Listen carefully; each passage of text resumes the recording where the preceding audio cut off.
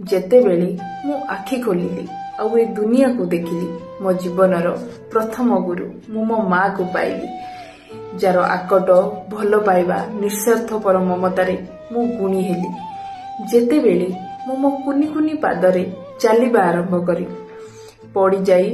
ବାର ବାର ଉଠିଲି, ମୋ ସାହସ ଓ ଦମ୍ଭ ରୂପେ ମୋ ଜୀବନର ଦ୍ୱିତୀୟ ଗୁରୁ ମୁଁ ମୋ ବାପାଙ୍କୁ ପାଇଲି,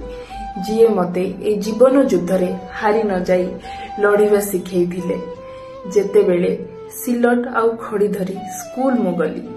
ଯେତେବେଳେ ଉଚ୍ଚ ଶିକ୍ଷିତ ହେବା ପାଇଁ କଲେଜ ପିନ୍ଧା ମାଡ଼ିଲି, ମୋର ମାର୍ଗଦର୍ଶକ ରୂପେ ମୋ ଜୀବନର ତୃତୀୟ ଗୁରୁ ମୁଁ ମୋ ଶିକ୍ଷକଙ୍କୁ ପାଇଲି, ଯାର ଜ୍ଞାନର ଆଲୋକରେ ଆଲୋକିତ ହୋଇ ମୋ ଜୀବନର ମୂଳ ଲକ୍ଷ୍ୟ ଜାଣିପାରିଲି। ଯେତେ ଥର ମୁଁ ହାରିଲି,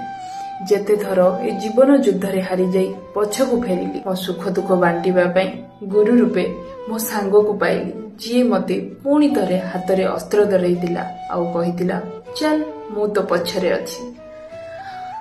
ମୁଁ ଯେତେଥର ବିଫଳ ହେଲି ଏ ଯୁଦ୍ଧରେ, ଯେତେଥର ଏ ଜୀବନ ପଥରେ ଝୁଣ୍ଟିଲି, ଯେତେଥର ମୁଁ ଭୁଲ ନିଷ୍ପତ୍ତି ନେଲି, ମୋ ପ୍ରତିଟି ଭୁଲ, ମୋର ପ୍ରତିଟି ବିଫଳତା ମୋତେ ନୂଆ ଶିକ୍ଷା ଦେଇଥିଲା ଆଉ ମୋ ଜୀବନର ଶ୍ରେଷ୍ଠ ଗୁରୁ ଅଭିଜ୍ଞତାକୁ ପାଇଲି।